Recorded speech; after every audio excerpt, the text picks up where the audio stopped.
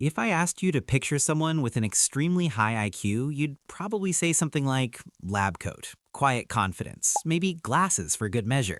Maybe they speak in perfectly formed sentences and never second guess themselves. The kind of person who walks into a room and everybody just knows. And the uncomfortable truth is that image is almost entirely wrong. The people who score in the top fraction of a percent on cognitive testing don't walk around feeling like geniuses. Most of them spend an embarrassing amount of time convinced they're frauds. They stay up until 3 a.m. not because they're working on something brilliant. Sometimes they're just awake, catastrophically, uselessly awake, thinking about something they said in 2009. They talk to themselves. They forget where they put things constantly. And when you actually study what their psychology looks like up close, it's a lot more chaotic and a lot more human than anyone cares to admit. So if any of this is already sounding somewhat familiar, great. Let's dive into the 7 weird habits that they might possess, and let me know if any stick out for you. 1. The single most consistent pattern in people with very high IQs is that they doubt themselves more than almost anyone around them. They're not fishing for reassurance. Genuinely, structurally, they believe they are less capable than they are. Research on competence and self-assessment consistently shows that higher performers tend to underestimate their relative standing, while lower performers overestimate theirs. And one compelling explanation is that the more deeply someone understands a domain, the more clearly they can see its full complexity, and therefore all the ways they're still falling short. The person who barely understands something tends to feel surprisingly confident. The person who understands it deeply sees the gaps in what they don't know yet. What this produces in high IQ individuals is a kind of permanent low-level anxiety that they're somehow getting away with something, that people around them have overestimated them, that eventually someone's going to figure it out. And the smarter they are, the more elaborate the internal case they can build against themselves. Because that same cognitive machinery that makes them excellent at complex reasoning, it's equally great at constructing reasons why they're not good enough. It's almost funny when you step back. The person most qualified to be in the room is often the one most convinced they shouldn't be there. 2. High IQ individuals are disproportionately likely to be night owls, and this isn't a lifestyle preference, it appears to be neurological. Research by Kanazawa and Perina published in Personality and Individual Differences found that people with higher measured intelligence consistently went to bed later and woke up later than their lower IQ counterparts, even after controlling for job schedules and social obligations. The researchers framed it through an evolutionary lens, the capacity to override your circadian rhythm for abstract, self-chosen reasons like reading, thinking, and creating is a relatively recent human behavior, and it appears to show up more in people with higher general intelligence. What this means in practice is that a lot of very smart people are chronically sleep deprived, slightly dysregulated, and operating in a world that was built around a morning schedule they will never naturally fit into, which does often come across as lazy, but their hardware just ticks differently. 3. They talk to themselves, out loud, more than they'd probably admit at a dinner party. And this one actually has solid research behind it. Private speech, the technical term for self-directed verbal thought, is well documented as a tool for cognitive self-regulation and executive function. Saying something out loud genuinely helps the brain process it differently than just thinking it. What we observe in many high IQ individuals, though this is more of a reported pattern than a tightly controlled finding, is a strong tendency to use language as a tool for thinking, not just communicating. When there's nobody to talk to, the conversation still has utility, so they have it anyway. The social side effect of this is that they sometimes get caught doing it in a grocery store or a parking garage, and have to very quickly pretend they were on the phone. 4. This one isn't contemplated enough, but people with very high IQs are significantly more prone to anxiety and rumination than the general population.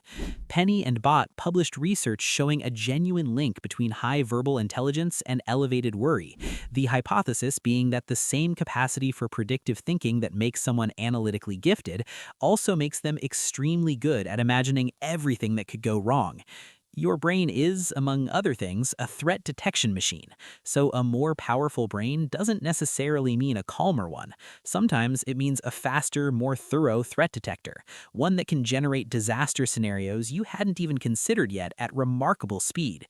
High IQ individuals tend to be anxious because their brains are running simulations constantly, and some of those simulations can be terrifying. 5. They forget things, mundane, ordinary, embarrassing things, like where they put their keys, whether they replied to that text, or maybe the name of someone they've met 4 times. This drives the people around them insane. It also drives them insane.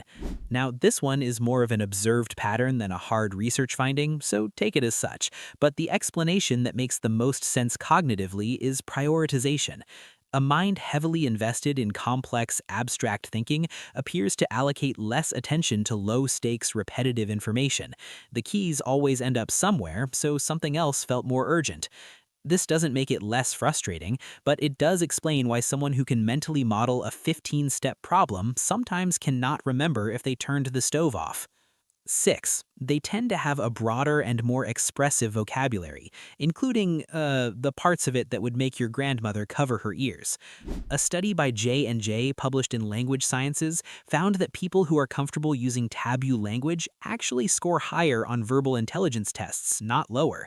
So the people cursing the most aren't doing it because they've run out of better words. Not always, but occasionally they're doing it because they understand language well enough to know exactly which word fits the moment, and perhaps that word happens to be a 4-letter one. To them, words are tools, and a good craftsman uses whatever tool gets the job done, right? And finally, number 7, sensory overload.